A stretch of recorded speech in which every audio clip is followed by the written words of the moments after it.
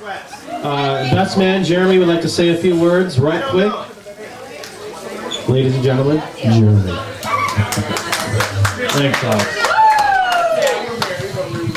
Well, I've known Ian for, I don't know, forever. We were just talking about it earlier. Me, Josh, your cousin Eddie, and you played Little League baseball together, what, 4th grade?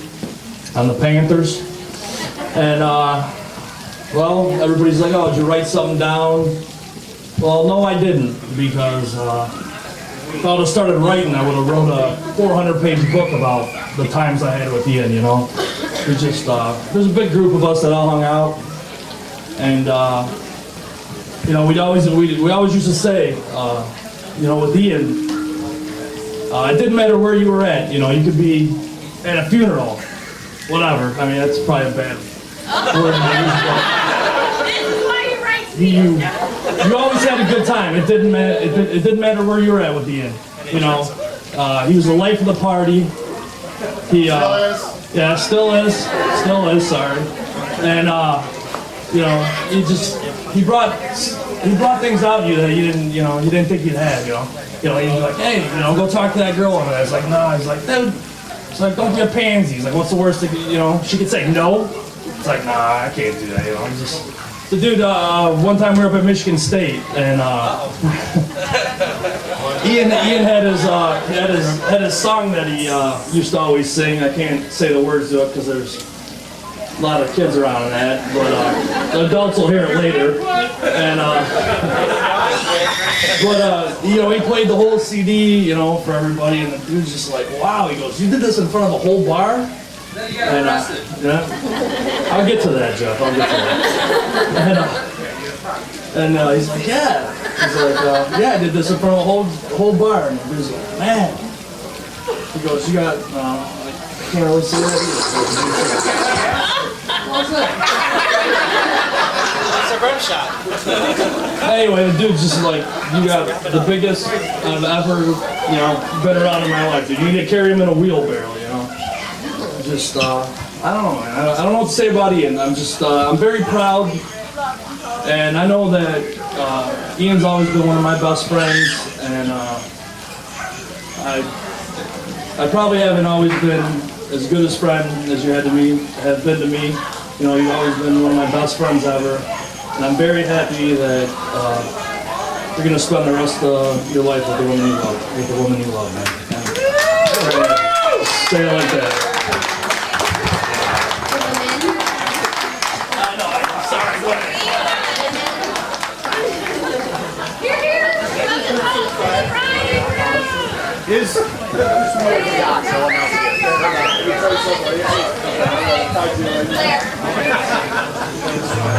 And now the maid of honor, Margaret's sister, Claire.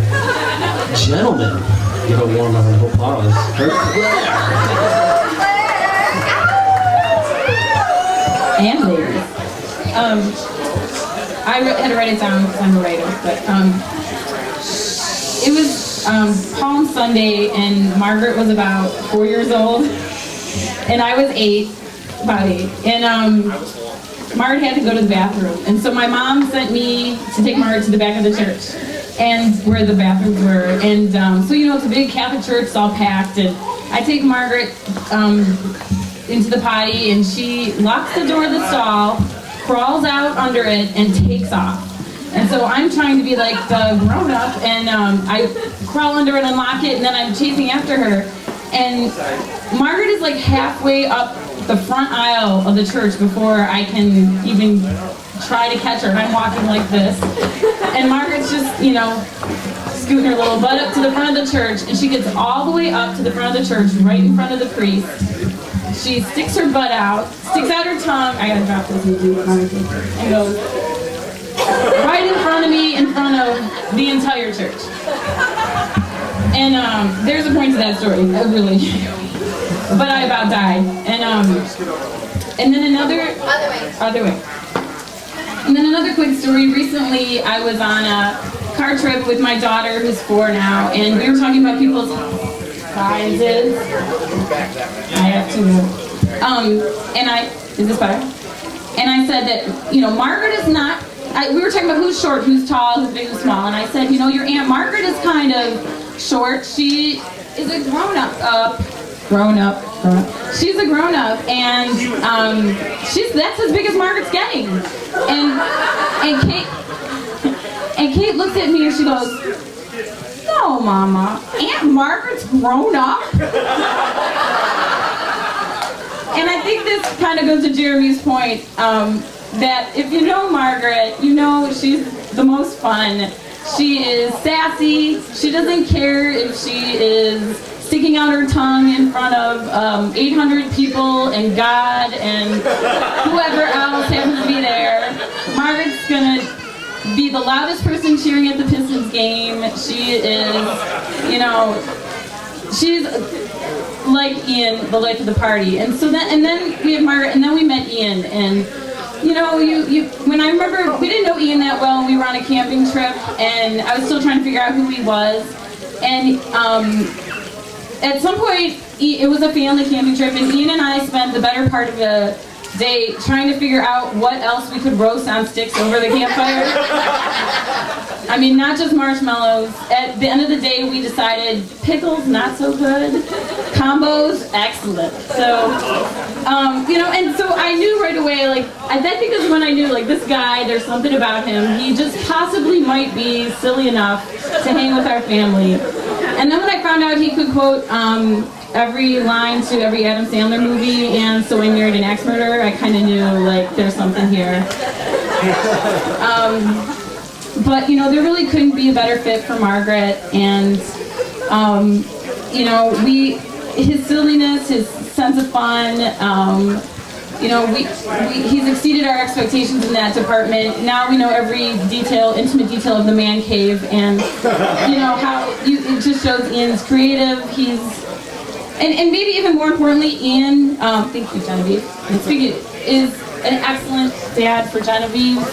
He is, you know, together they make a wonderful family, and I know I've told you guys this, and I'm going to say it for everyone. I mean, you know this, you guys are better together than you are apart. You make a great family, and I can't think of a day when I was more excited than when Iain told me he was going to go buy a ring, and then when I got to go try on all the rings to pick it out for Margaret. And the hardest secret I had to keep was, okay, it's my time to cut it, but was that Iain was going to propose in France. And when Margaret called me so happy, I mean, we were just thrilled. So I would like to say thank you guys, you know, one quick thank you to the Parks for this day. Yes. And thank you to Margaret and Iain, and congratulations, and we love you. And Genevieve. And everybody raise a glass and have a toast to Margaret and Iain. Cheers!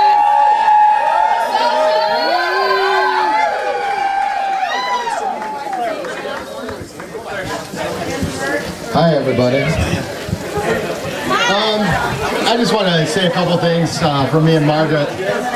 You know, we really want to thank everybody for helping out and letting us celebrate our day the way we wanted to celebrate it. You know, when we started really thinking about how we were going to do the wedding, you know, we knew we wanted something non-traditional. We knew we wanted something more fun, more laid back and casual. And it seemed like every sign was pointing to go with the traditional route. Get the hall, get this and that. Maybe because it's easier, I don't know. We put this whole thing together in the last 2 months. It was pretty difficult, but we made it happen. And we were happy, you know, at the end that we stuck with our roots of what we really wanted to do. And, you know, you guys have all, you know, the last 2 days, we were sitting at the campfire over there yesterday, and we're just like, 24 hours from now, it's going to be a completely different scene. But we didn't really know what it would be like, you know, and, you know, we're having a blast today. You know, when we thought we were going to start planning a wedding, it got very tense and it was very difficult. But when we started to realize that, hey, we're throwing a party, because that's what we know how to do, you know, that's when it got to be fun. So, thank you all.